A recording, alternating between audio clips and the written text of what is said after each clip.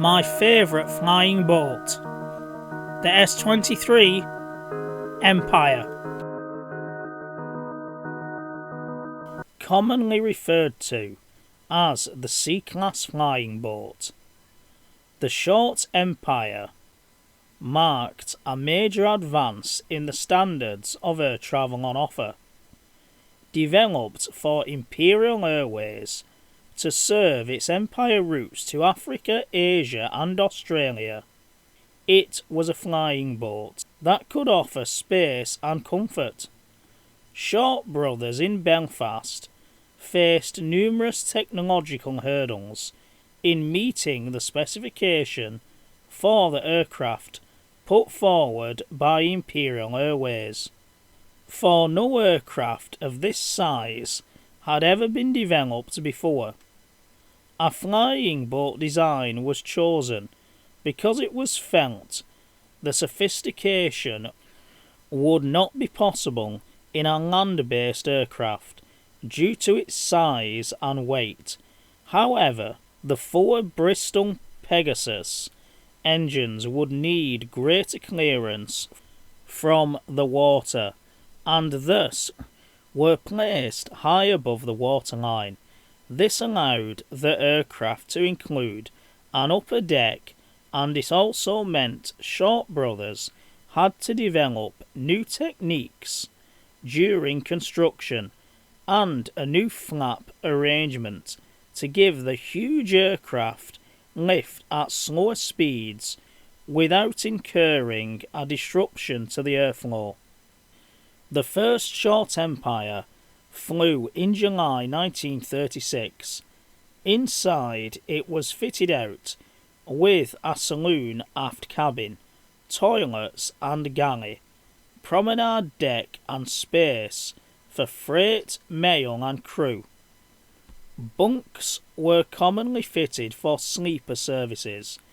The Short Empire was built alongside the well-known Short Sunderland and Short Sandringham flying boats, which were pressed into military service during the war.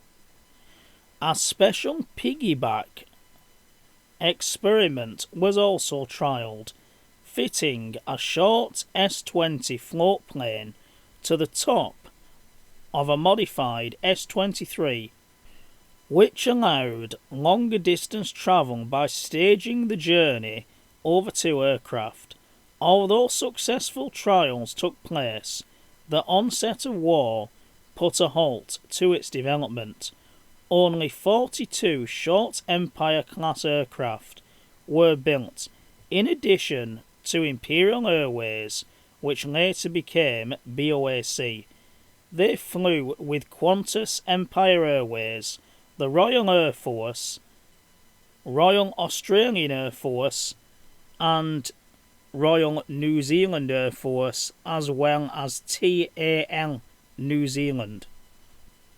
The Second World War saw production cease, and post-war developments in airliners meant a shift away from the size and opulence of flying boats in favour of economical land-based airliners that could fly much further.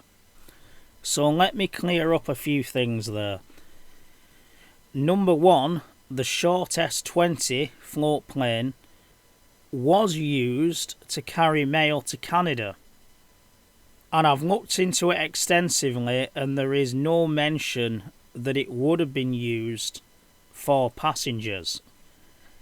And the bit where I said about the Short Sunderland and Short Sandringham, the Sunderland was just a development of the S-30 for Coastal Command. Originally they were going to go to Australia. It was going to be for their Air Force, but because war broke out, obviously they were left at home. And the Sandringham, I've been on board a Sandringham, and they were the late 40s, early 50s. Plus, I believe, flying boat was broken up at Hythe in 1954. So they wasn't just for pre-war use. Well, over the past few weeks, I've had the flu, so that's the reason why we've been off air. Thankfully, we do have a few more videos lined up. Stay tuned.